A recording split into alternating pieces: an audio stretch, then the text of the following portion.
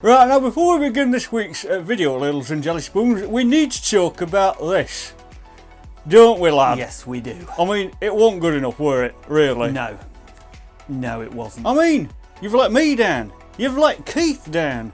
You've let Tiger Tom down. Not to mention fantastic Mr. Connor, Mr. B, Engage, and Dickie from Richard York's Wargaming, where no wargame remains unplayed. But you know who else you've let down? Tony Mott. So, we're going to do better, aren't we? Yes. Yes, we are. Have you got anything else you'd like to say? Just that I'm sorry and I promise it will never happen again. Good. Now, back to retro shenanigans. The year is 1993, the month is July. Pete Sampras has beaten American Jim Courier 7-6, 7-6, 3-6, 6-3 in his first of 7 Wimbledon titles. And whilst that were going on outside, us video game enthusiasts were probably playing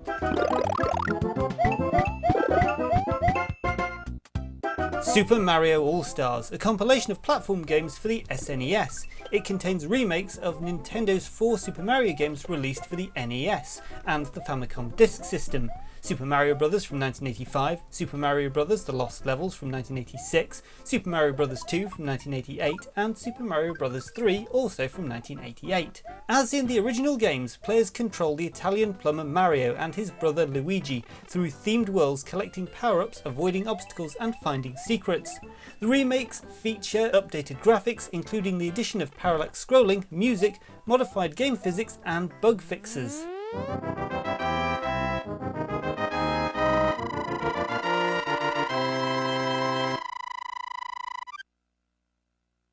Now, the Super Mario Bros. 2 game weren't intended to be a Super Mario game at all. It originates from a Japanese game called Doki Doki Panic, which was reworked by Nintendo. They changed some sprites and screens and released it in the USA as Super Mario Bros. 2. In Japan, there were another Super Mario Bros. 2, which was just called Super Mario Bros. The Lost Levels, which plays a bit more like Super Mario Bros. 1, but it's far more difficult.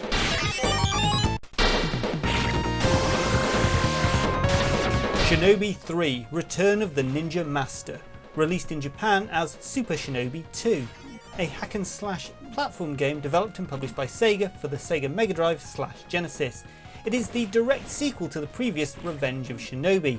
The game was intended to be released in 1992 and to be very different from the final version of the game in terms of levels and storyline.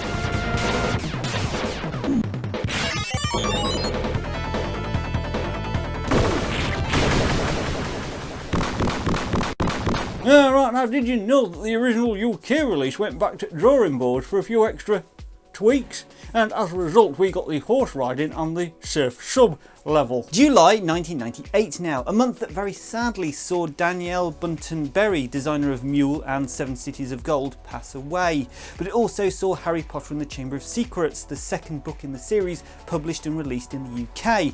But for those of us who prefer reading games manuals to novels, we got to bury our heads in the manuals for the following games that are turning 25.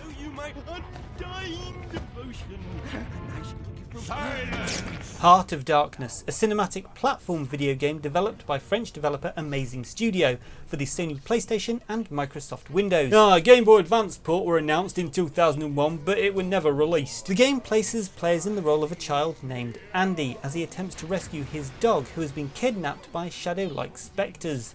The game has about half an hour of storylining cinematic sequences, thousands of 2D animated frames, and uses pre-rendered background scenery. The game was supervised by game developer Eric Chahi, known for Another World, this time with a team of artists and developers. The game also features an original score by film and television composer Bruce Broughton.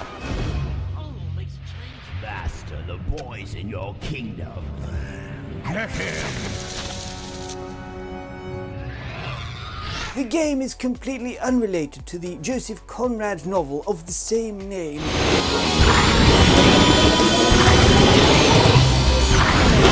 F-Zero X, a futuristic racing video game for the Nintendo 64.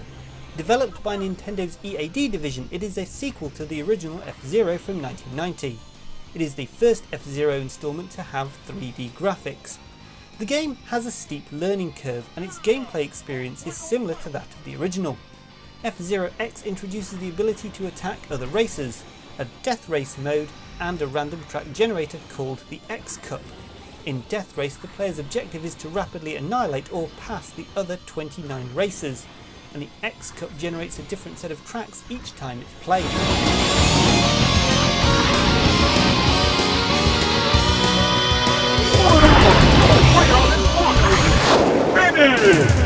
Right, now did you know that an expansion pack were made available in Japan for the 64DD add-on, which had 12 more tracks divided into 2 tournaments, a car and track editor, and additional features like an extended soundtrack. Also, the Nintendo 64 version of F-Zero X appears in book 1001 Video Games You Must Play Before You Die by Tony Mott. And genuinely, Mr. B, you need to try this one. No cap, as the kids say.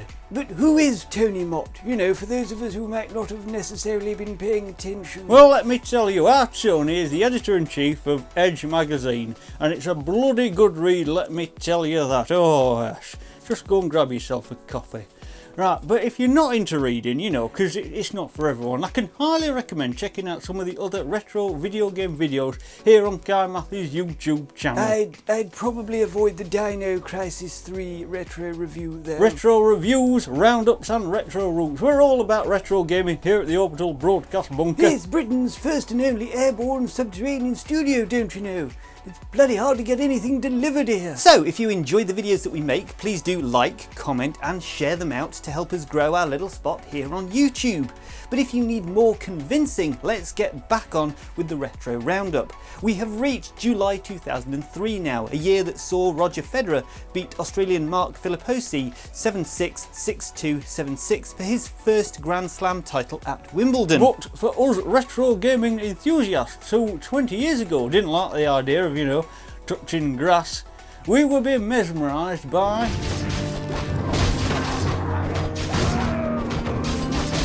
Warcraft 3, The Frozen Throne, an expansion pack to Warcraft 3, Reign of Chaos, a real-time strategy video game by Blizzard Entertainment. The Frozen Throne builds upon the story of Reign of Chaos and depicts the events after the main game's conclusion. The single player unfolds from the perspective of 2 new protagonists, the Night Elf Warden, Maeve Shadowstrong, and the Blood Elf Prince, Kelthis, as well as returning protagonist Arthas Menethil. Additionally, the expansion contains Act 1 of a separate Horde campaign that is independent from the main storyline, with Blizzard releasing Act 2 and Act 3 via patch in December of 2003, taking the player's feedback from Act 1 when developing these chapters.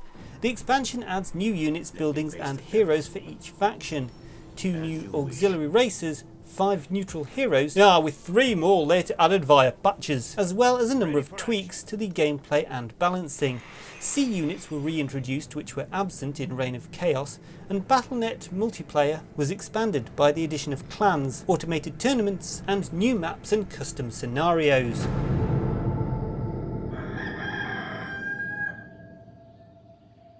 Ready for action. Alright, now did you know in the last Level Up Blood Elf campaign you'll encounter 2 Blade Masters, I think they're called Rend and Mayam. They are 2 sons of Blackhand, you know, the Orc leader from first Warcraft. And you may know them from Warcraft 2 Manual. In Warcraft 2 they were the rulers of the Blacktooth Grin clan. However, Rend and Mayam's appearance and death in Frozen Throne has since been retconned in World of Warcraft. Also, the bonus Orc campaign featured some characters who should have been in Blizzard's cancelled adventure game, Warcraft Lords of the Clans. For instance, the Goblin Gazlo and the Orc Nazgril, I believe his name was. Nice shot. Mario Golf Toadstool Tour, known in Japan as Mario Golf Family Tour, a sports game developed by Camelot Software Planning and published by Nintendo for the Nintendo GameCube. It is a sequel to the 1999 Nintendo 64 title Mario Golf, and is the 3rd game in the Mario Golf series. Toadstool Tour is a golf game featuring characters and elements from the Mario series. There are 16 playable characters in total, each with a set of golfing statistics defining their style of play.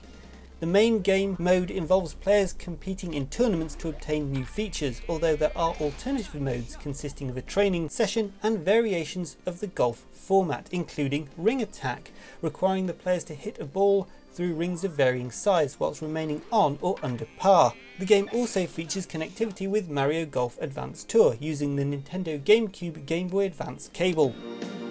Nice on. Birdie putt. Nice birdie. Very well done.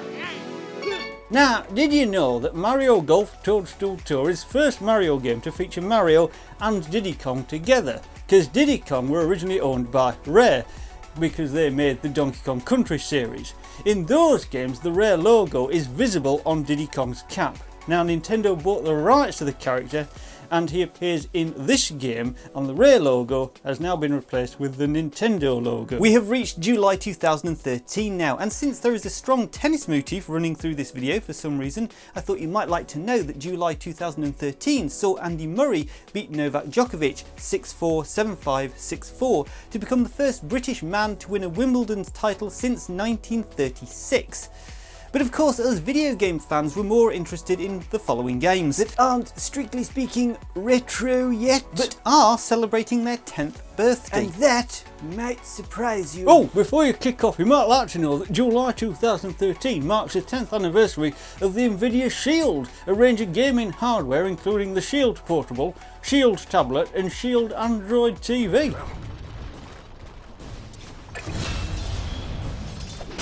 Dota 2, a multiplayer online battle arena, better known as a MOBA, by Valve. The game is a sequel to Defense of the Ancients, Dota, a community-created mod for Blizzard Entertainment's Warcraft 3 Reign of Chaos.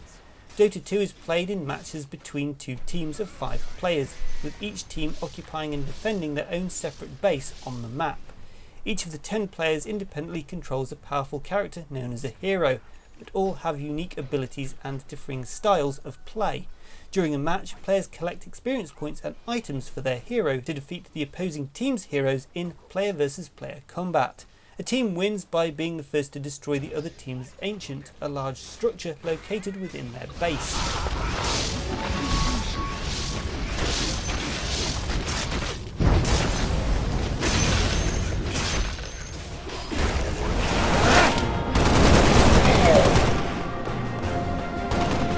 Halo Spartan Assault, a twin-sticks shooter video game developed by 343 Industries and Vanguard Games.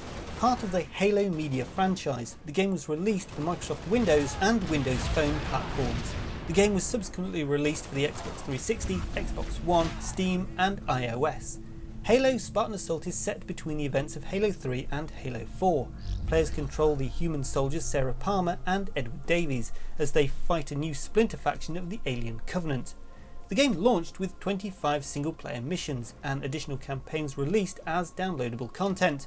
The console version also features an exclusive cooperative horde mode.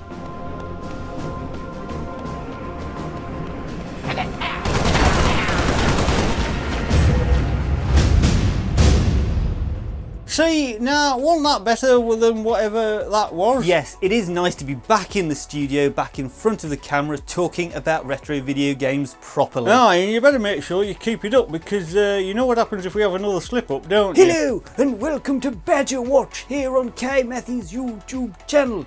Badgers are nocturnal, meaning that they are active at night and spend most of their time sleeping during the day. And nobody wants that. I was quite fond of it. You shut your trap. We'll see you on Friday.